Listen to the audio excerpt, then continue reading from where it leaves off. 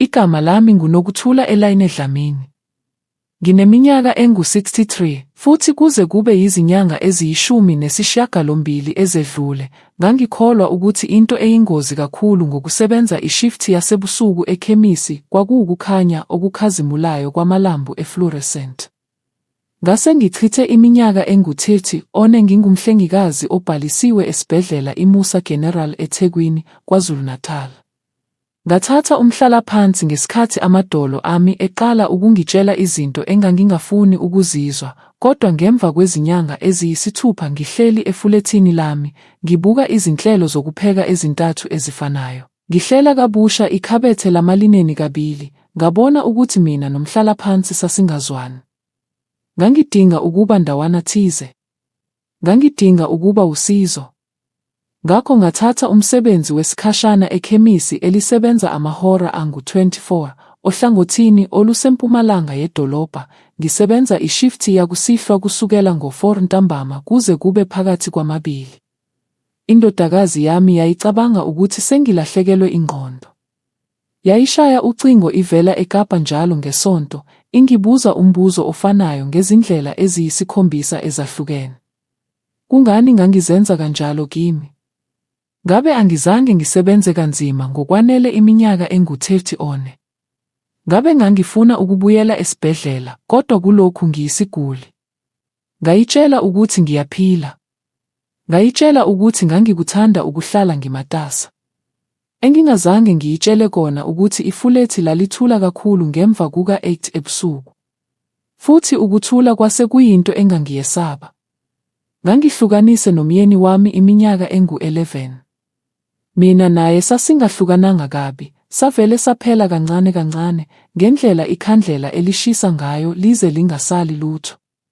Emshadweni wendodakazi yethu eminyakeni emithathu edlule, sasiphethe kahle omunye nomunye, saxhawulana endaweni yokupaka izimoto ngemva kwalokho. Kwaba okokugcina ngimbona. Angizange ngiwukhumbule umshado. Engangikukhumbula kwakuwumsindo womunye umuntu egumbini elilandelayo. Ngakho ngaqhubeka ngisebenza amashifti ami. Ngangigibela ibhasi lika-Route 16 ngo-3:15 ntambama, ngiye ekhemisi. Phakathi kwamabili, lapho ishifti yami iphela, ngangibiza inkampani yezimoto ezithwala abantu. Njalo kwakuyinkampani efanayo, Imfula Dispatch, ngoba umuntu ophendula izingcingo wayelazi igama lami futhi wayeqinisekisa umshayeli ngaphambi kokuba ngiphume ngomnyango.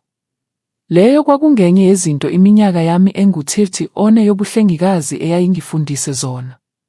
Izinyathelo ezincane zokuzivikela ziyahlangana zibe into enkulu. Cishe izinyanga ezine, ngangithunyelwa umshayeli ofanayo cishe njalo ebusuku. Igama lakhe kwakungubaba Mkhize. Wayeneminyaka engu-68, engumfelokazi, eshayela imoto eluhlaza ngokumnyama eyayihlale inephunga elincane le-peppermint. Wayegqoka ikepisi eliyisicaba, futhi wayegcina umculo wevangeli udlala kancane kulo lonke uhambo. Wayengakhulumi kakhulu, kodwa wayehlala elinda ngize ngingene ngomnyango wangaphambili wesakhiwo sami ngaphambi kokuba asuke eceleni komgwaqo. Ngakubona lokho. Ngakubonga. Ngaqala ukumlethela ikhofi. Lalingelona elibizayo noma elikhethekile, kwakuyikomishi nje elivela emshinini wegumbi lokuphumula labasebenzi ekhemisi, noshukela ababili nokhilimu omncane, ngendlela ayeke washo ngayo ngokudlula ukuthi ulithanda kanjalo. Ngangimnika lona ngefasitela lapho ngingena emotweni, yena anqekuzise ikhanda athi, bekungadingekile ukuthi wenze lokho, Madlamini. Mina ngithi, ngiyazi. Kwakuhamba kanjalo ubusuku obune ngesonto, izinyanga zilandelana. Isakhiwo engangihlala kuso sasibizwa ngokuthi iSiyanda Tarek. Sasingesona esikanokusho, sasinezitezi eziyisithupha, izindonga zezitini ezase zipendwe izikhathi eziningi kakhulu, nelobhini encane enephaneli yokuphepha eyayikhalisa umsindo omncane uma ungena. Umhlanzi wasebusuku kwakuyindoda egama layo lingubaba Khumalo. Wayesebenza kusukela ngo-10 ebusuku kuze kube ngu-6 ekuseni, ehlanza izindawo ezisetshenziswa yiwo wonke umuntu, ekhipha udoti, elungisa izinto ezincane umphathi wesakhiwo ayezenza sengathi akaziboni. Wayeneminyaka engu-60 one, ethule, enamahlombe aqinile, nezibuko zokufunda ayehlale eziphakamisele esiphongweni, ngisho noma engafundi lutho. Ngaqala ukumbona njalo ebusuku lapho ngifika ekhaya ngemva kwamabili. Wayevamise ukuba ndawana thize elobhini noma ephaseji eliseduze nekheshi, ibhakede lemophu liseduze, noma eguqe phansi eduze kwesibani esasikade sicwayiza amasonto amabili. Saqala ngokubingelelana ngendlela egcina isiphenduka izingxoxo ezincane. Bebunjani ubusuku bakho? Uyasibona lesi simo sezulu? Uzwile yini ngengcindezi yamanzi esitezi sesine? Ekugcineni, ngathola ukuthi wayenendodakazi eBloemfontein egama layo linguZanele, ukuthi bebengakakhulumisani cishe iminyaka emithathu, nokuthi isizathu sasihlezi ndawana thize phakathi kokuziqhenya kwakhe nokubekezela kwendodakazi yakhe, futhi wayengakwazi ukuthi bakuthole phakathi nendawo. Akazange achaze imininingwane, nami angizange ngibuze. Ezinye izinto uzigcina zikude kancane kuze kube umuntu uselungele ukuzibeka phansi. Engakwenza nokho kwaba ukuqala ukumlethela ukudla. Ngangipheka ngezinsuku zami zokuphumula, ukupheka kwangempela, lolo hlobo umama ayelwenza, amabhodwe amakhulu ezinto ezihlala isikhathi. Ngobusuku engangibuya ngabo ekhemisi, ngangifika nesitsha salokho engangikuphekile, isitshulu senkukhu, ubhontshisi, noma isinkwa sombila esisongwe ngefoil sisafudumele kancane. Ngangisibeka etafuleni eligoqwayo, ayeligcina eduze kwekhabethe lezimpahla zokuhlanza, bese ngithi, ungakuyeki kuhlale isikhathi eside. Wayesibuka, abuke mina, athi, Madlamini, uzongenza ngikhuluphale. Ngangimtshela ukuthi lokho kungcono kunalokho ayekuthenga emshinini wokudla esitezi sesibili. Wayehleka njalo sengathi kwakungokuqala ngikusho. Lokhu kwaqhubeka cishe izinyanga eziyisikhombisa. Manje, kufanele ngikutshele ngomshana wowayengumyeni wami. Igama lakhe kwakunguMandla, futhi ngangingakamboni cishe iminyaka emine. Wayeke wavela emcimbini wokuthatha umhlalaphansi wowayengumyeni wami esikhathini esedlule, emncane kithi sobabili ngeminyaka engu-15, enomsindo ngendlela abantu ababa nomsindo ngayo uma befuna ukuqinisekisa ukuthi uyababona. Wayenendlela yokuma eduze nengxoxo ayengeyona ingxenye yayo. Owayengumyeni wami wayehlale emgcina ebangeni elihloniphekile, kakhulu ngenxa yomkhuba kunothando. uMandla wayeboleke imali emndenini izikhathi ezingaphezu kwesisodwa, kodwa wayengavamile ukuyibuyisa. Engangingakwazi futhi enganginganasizathu sokukwazi ukuthi uMandla wayesanda kuthuthela eThekwini. Wayethathe ikamelo endlini engaba amabhuloki ayisithupha ukusuka eSiyandatarek, futhi ndawana thize engqondweni yakhe wayesakhe indaba lapho mina ngangimkweletha okuthile. Indaba yayihamba kanje. Lapho umama wowayengumyeni wami eshona eminyakeni emine edlule, kwakukhona ifa elincane. Owayengumyeni wami wathola ingxenye enkulu. uMandla, owayengumshana ngomshado wesibili kanina futhi engakaze asondelane nomndeni, akatholanga lutho. Lokhu kwakungamangalisi kunoma ubani owayewazi lowo mndeni, kodwa uMandla ngokusobala wayesenqume ukuthi ngoba mina ngangike ngaba yinkosikazi kulowo mndeni, ngoba ngangike ngaba khona kuleyo minyaka yomndeni, ngoba ngangingowesifazane ohlala yedwa efulethini elisempumalanga yedolobha, kufanele kube khona into engangikwazi ukufinyelela kuyo yena ayekholelwa ukuthi imfanele. Kwakungenangqondo, kodwa izikhalo azivamile ukuba nengqondo. Ngangingazi ukuthi konke lokhu kwakusenzeka. Into yokuqala engayiqaphela kwakuyimoto. Yayiyimoto encane esiliva, futhi ngayiqaphela ngoba ngingumuntu oqaphela izinto ezingekho endaweni yazo. Yayipakwe ngaphesheya kwekhemisi ubusuku obubili bulandelana, injini isebenza, ingenazimpawu zokuletha izimpahla, ingenasizathu sokuba lapho ngo-11:40 ebusuku. Ngobusuku besibili, ngacabanga ukuthi ngabona umuntu ebheke emnyango wekhemisi. Angikwazanga ukubona kahle ngengilazi lapho ngangimi khona ekhawunteni. Ngazitshela ukuthi akulutho, umuntu olinde ukulanda othile. iTheku alilona idolobhana elincane. Okwesithathu ngibona leyo moto, yayingasekho ngaphandle kwekhemisi. Yayipakwe ingxenye yebhulokhi ukusuka eSiyanda Tarek. Ngayibona ngesikhathi imoto kaBaba Mkhize inciphisa ijubane isondela eceleni komgwaqo. Ngangiselulela isandla esibambeni somnyango lapho ngayibona ihlezi ngaphansi kwesibani somgwaqo, yona leyo moto encane esiliva. Angikwazanga ukubona inombolo yemoto ebumnyameni, kodwa kwakukhona identshi elincane kubhampa ongemuva, lelo dentshi elifanayo engangiliphawulile ngaphambili ngaphandle kokuzitshela ukuthi ngiyaliphawula. Ngangena ngaphakathi. Ngazitshela ukuthi kwakuyisenzakalo nje esiqondane ngengozi, kodwa ngibe ngumhlengikazi iminyaka engu-30 one. Ngiyazi ukuthi kusho ukuthini uma into ingazwakali kahle ngisho ungakakwazi ukuchaza ukuthi kungani. Ngaqala ukubuka ngokucophelela okukhulu. Leyo moto yavela izikhathi ezimbili futhi kulelo sonto, ingahlali njalo endaweni efanayo, kodwa njalo isendaweni engangikwazi ukuyibona lapho ngangike ngaba khona. Angizange ngitshele indodakazi yami. Yayizobiza amaphoyisa, bese ingishayela ucingo njalo ngemva kwamahora amabili, kanti ngangingenalutho engangingalutshela amaphoyisa ngaphandle komuzwa. Angizange ngitshele muntu ekhemisi.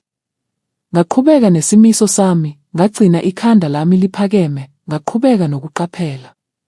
Kwakungobusuku bangoLwesine phakathi noNovemba lapho konke kwashintsha khona. UBaba Mkhize wafika phakathi kwamabili njengokujwayelekile. Ubusuku babubanda futhi bunomswakama, lolo hlobo lwamakhaza angena emahlombe akho ungakabi ngaphandle ngisho nemizuzwana engu-20. Ngamnika ikhofi lakhe ngefasitela, ngabopha ibhande lesihlalo, sasesiphuma singena emgwaqweni. Sasiseduze kwamabhulokhi amane ukusuka eSiyanda Tarek lapho uBaba Mkhize engathathanga ijika lesokunxele eliya kuMkhize Avenue. Waqhubeka waqonda phambili. Ngathi, Baba Mkhize, usudlulile lapho bekufanele sijike khona. Wathi, ngiyazi Madlamini. Ngicela unginike umzuzu. Ngike ngaba phakathi kwabantu abaningi abasenkingeni, ngakho ngiyawazi umehluko phakathi kokudideka nokwenza into ngamabomu. Izwi lakhe lalinamabomu. Izandla zakhe esiteringini zazizinzile. Angizange ngithuke ngomsindo, kodwa ngahlala ngiqonde kakhulu, ngathi kwenzekani. Wathi, leyo moto esiliva ibiphinde yapakwa ngaphandle kwekhemisi namhlanje ebusuku, futhi yasuka ngemva kwemizuzwana engu-30 sisukile. Ngaphenduka kancane. Angikwazanga ukubona into ecacile ebumnyameni ngemuva kwethu, izibani zemoto nje ezikude ngendlela ejwayelekile. UBaba Mkhize wathi, sengiyibheke isikhathi esingaphezu kwesonto. Ngayibona okokuqala ngoba yenza into efanayo nangesonto elandulele. Yaphuma ngemva kwethu, yahlala emuva ngamabanga ambalwa ezimoto, yaphambuka lapho sesifika ebhulokhini lakho. Wabheka esibukweni sangemuva, wase ebuka mina. Namhlanje ihlale emgwaqweni. Ipake ngezansi kwesakhiwo sakho, injini yahlala isebenza imizuzu engu-11. Ngazungeza ibhulokhi kabili ukuze ngiqiniseke. Ngahlala ngathula kakhulu. Wathi, angifuni ukukwesabisa, kodwa sengibashayele abantu ngibayisa emakhaya ebusuku iminyaka engu-12, futhi sengibone okwanele ukwazi uma into ingahambi kahle. Ngambuza ukuthi umbonile yini umshayeli. Wathi umbonile kafushane ngesikhathi imoto idlula ngaphansi kwesibani. Indoda isemncane kunathi igqoke ijakhethi emnyama.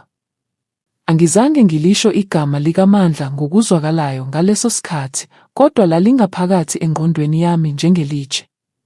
UBaba Mkhize washayela waya egalaji likaphethiloli elikhanyiswe kahle, elalikude ngamabhulokhi amane, wapaka ngaphansi kwezibani ezinkulu. Sahlala lapho ngesikhathi ebiza inkampani, Imfula Dispatch, ebika lokho ayekubonile, enikeza incazelo yemoto nenombolo yelayisensi ayeyikhumbula cishe kahle. Ngahlala izandla zami zigoqiwe emathangeni, ngacabanga ngokucophelela. Ngacabanga ngomcimbi wokuthatha umhlalaphansi. Ngacabanga ngefa. Ngacabanga ngendlela uMandla ayemi ngayo emaphethelweni ezingxoxo, ebuka.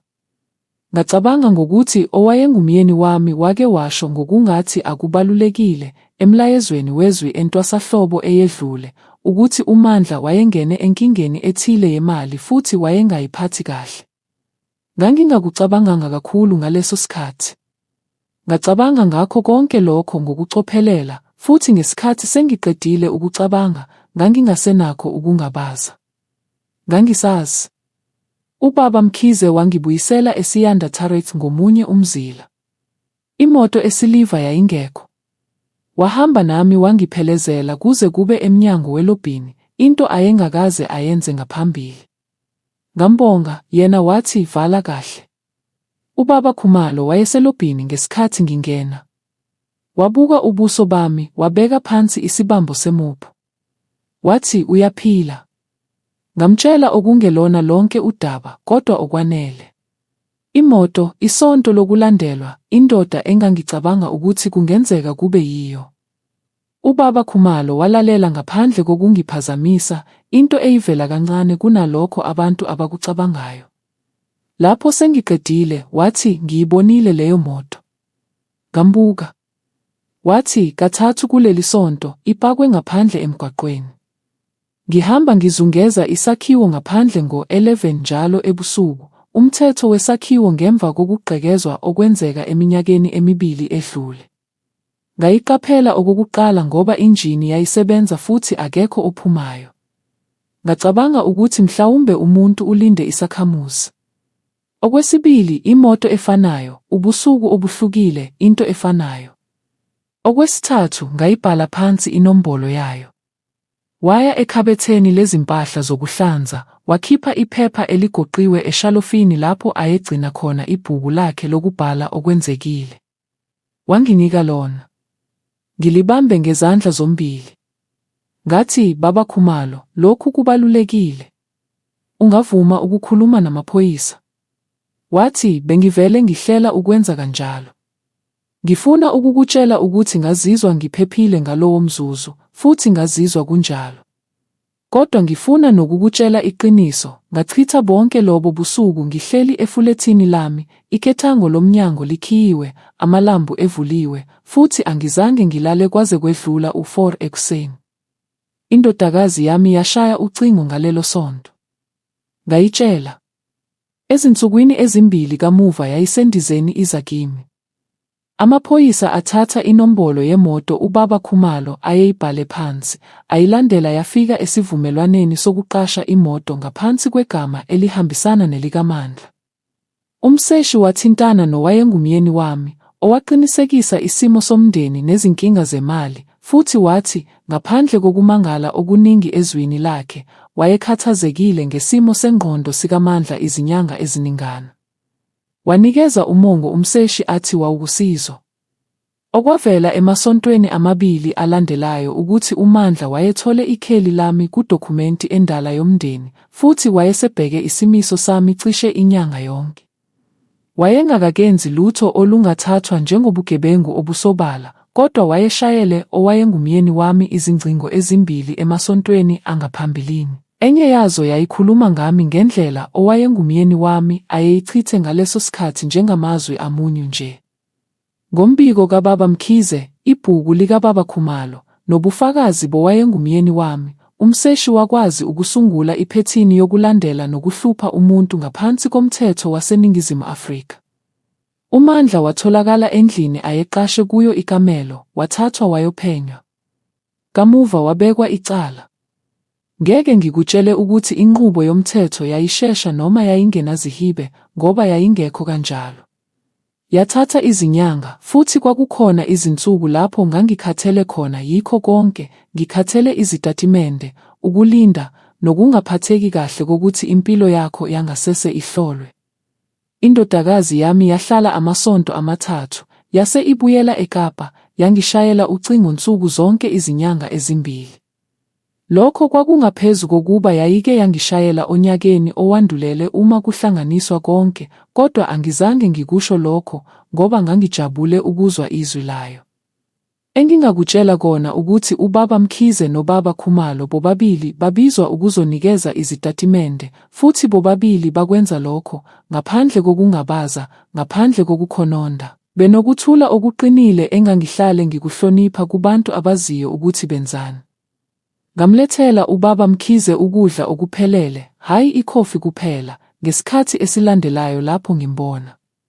Umkakhe wayeshone eminyakeni emine edlule, indodana yakhe ihlala eGoli futhi imshayela ucingo ngezinsuku zamaholide. Sahlala endaweni yokupaka izimoto yasekhemisi imizuzu engu-20 ngemva kweshifti yami, sidla inkukhu nelayisi ezitsheni zepulasitiki, sikhuluma ngezinto ezazingahlangene nalokhu konke, ngengadi yomkakhe ongasekho, nangemoto yokuqala ake waba nayo. Kwakungenye yezingxoxo ezingcono kakhulu engangibe nazo eminyakeni eminingi. UBaba Khumalo washintsha ngemva kokuba konke sekudambile, kodwa hhayi ngendlela embi. Kwakukhona into eyayikhululekile ngaphakathi kuye, ngendlela umnyango okhululeka ngayo lapho isimo sezulu sigcina sishintshile, bese uvuleka ngaphandle kokuthi uwuphushe. Ngobunye ubusuku ngoFebhuwari, cishe izinyanga ezintathu ngemva kwakho konke, wathula isikhathi eside kunokujwayelekile, wabe esethi ushayele indodakazi yakhe eBloemfontein. Ngathi bese. Wathi wakhala. Nami ngakhala. Sikhulume amahora amabili. Angizange ngisho lutho umzuzwana. Ngabe sengithi wenzani ngePhasika? Wangibuka. Ngathi ngoba uma ungenazo izinhlelo, ngicabanga ukuthi kufanele uzithengele ithikithi lebhasi uye eBloemfontein. Wathula. Wabe esethi ucabanga ukuthi angakufuna lokho. Ngathi ukhale amahora amabili, Baba Khumalo. Waya eBloemfontein ngo-April. Wangishayela ucingo esendaweni yokuphumula yabahambi ndawana thize eFree State, engitshela ukuthi indodakazi yakhe yayipheke ukudla akuthanda kakhulu, nokuthi umzukulu wakhe, owayeneminyaka emine, wayegibele emathangeni akhe kungakapheli nemizuzu engu-20 engenile ngomnyango wase-elala. Izwi lakhe ocingweni yinto engingakayikhohlwa futhi engingeke ngiyikhohlwe. Kwakuyizwi lendoda eyayithwele into isikhathi eside, ekugcineni yavunyelwa ukuyibeka phansi. Ngisasebenza ishifti yakusihlwa ekhemisi. Amadolo ami awangcono, kodwa futhi awabi kakhulu. Indodakazi yami manje ingivakashela kabili ngonyaka esikhundleni sokungivakashela kanye kuphela, futhi sesifunde ukukhuluma sodwa ngendlela esasingakwazi ukuyenza kahle ngesikhathi isakhula. Mhlawumbe leso ngesinye sezipho ezifika sekwephuzile uma unesineke sokulinda. UBaba Mkhize usangilanda ubusuku obuningi. Ushintsha phakathi komculo wevangeli nomculo wakudala wesoul, kuye ngokuthi uzizwa kanjani. Sengifundile ukuthi uma edlala ivangeli, usuke ecabanga izinto ezijulile, kanti uma edlala isoul, usuke enenhliziyo enhle futhi ehleka kalula, ngakho ngiyilungisa inkulumo yami ngokuvumelana nalokho. Ngisamlethela ikhofi. Usasho ukuthi bekungadingekile. Nami ngisasho ukuthi ngiyazi. UBaba Khumalo noZanele sebezwana kangcono manje. Unesithombe somzukulu wakhe etafuleni eligoqwayo, eliseduze kwekhabethe lezimpahla zokuhlanza, eceleni kwebhuku lakhe lokubhala okwenzekile. Igama lalentombazanyana nguNjabulo, futhi ngicabanga ukuthi lelo igama elifanele kakhulu engake ngalizwa. Kusukela kwenzeka konke lokhu, sengike ngabuzwa ukuthi ngangesaba yini, ukuthi ngifisa yini ngabe ngakubona kusenesikhathi, nokuthi ngizizwa ngithukuthele yini. Izimpendulo eziqotho zithi yebo, ngezinye izikhathi, futhi hhayi kangako ngendlela ongayilindela. Intukuthelo idla amandla, futhi mina ngingumuntu osebenzayo. Engikuzwa kakhulu kunentukuthelo ukubonga. Ukubonga indoda eyayinaka isesihlalweni somshayeli semoto eluhlaza ngokumnyama. Ukubonga indoda eyayihamba izungeza isakhiwo njalo ebusuku ngo-11 ngoba kwakuyinto efanele ukuyenza. Ukubonga ukuthi imikhuba yami emincane, ikhofi, isitshulu senkukhu, imizuzu emibili yengxoxo yangempela elobhini ebusuku kakhulu, yakha into engangingeke ngiyihlele futhi engangingazi ukuthi ngizoyidinga. Angizange ngilethele ubaba Mkhize ikhofi ngoba ngangifuna ukusindiswa. Angizange ngilethele ubaba Khumalo ukudla ngoba ngangilindele ukuthi kukhona okuzobuyela kimi. Ngakwenza lokho ngoba kwakuyizinto ezincane futhi ezilula, futhi ngoba kwakukhona umuntu lapho, kanti umusa wawutholakala. Yilokho konke. Alikho isu elikhulu kunalokho. Kukhona kuphela isinqumo esenziwa kaningi sokubona umuntu ophambi kwakho njengomuntu ofanele umzamo omncane. Umama wayejwayele ukusho ukuthi awukwazi ukuthi yiluphi ucu olubambe yonke into ndawonye kuze kube khona okudonsayo.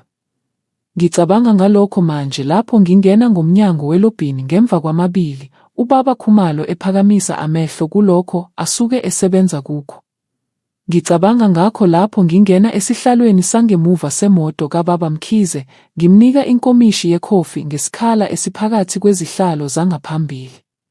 Futhi ngicabanga ngakho lapho indodakazi yami ishaya ucingo ngolwesithathu, into eyayingakaze iyenze ngaphambili, ifuna nje ukukhuluma. Lokhu engikuchazayo akuyona into enkulu enomdlalo omkhulu. Kuyinto ejwayelekile kakhulu. Yilokho kanye okwenza ibaluleke. Yiba nomusa kumuntu okhona nje lapho. Hayi ngoba umhlaba uzokuvuza. Hayi ngoba uyomdinga ngelinye ilanga. Kodwa ngoba naye ungumuntu, nawe ungumuntu, ubusuku bude, futhi ukufudumala okuncane akukubizi lutho, kodwa kwesinye isikhathi kusho konke. Yileyo yonke indaba. Yilokho konke. Futhi ngisekhona ukuyixoxa.